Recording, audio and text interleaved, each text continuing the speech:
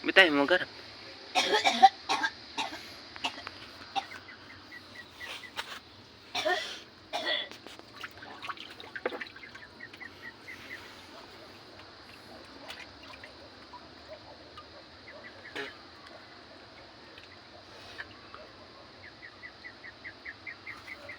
Picture po.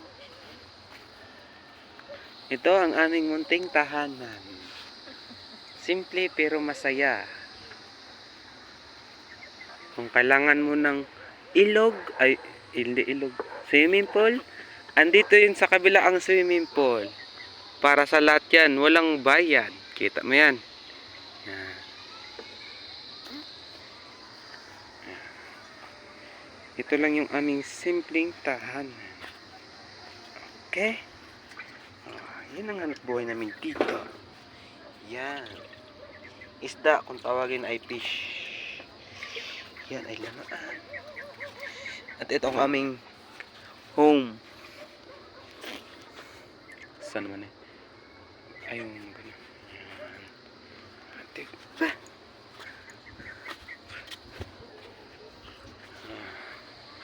Yung isla.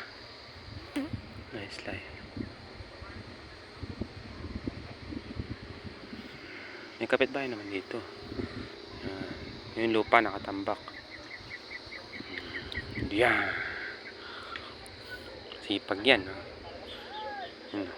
May alaga yan siya, pato. Ayun po yung may-ari ng pato. Yun po yung pato niya. Oh. Yan. Ito po yung may-ari. O yun. Natinas na. Inabutan na lang dilim. Hindi pa natapos ako kunting paakasin. Ay, mahirap to. Pakas na ba doon? Pinakas ko naman. Pakas ko na lang ang bitukan.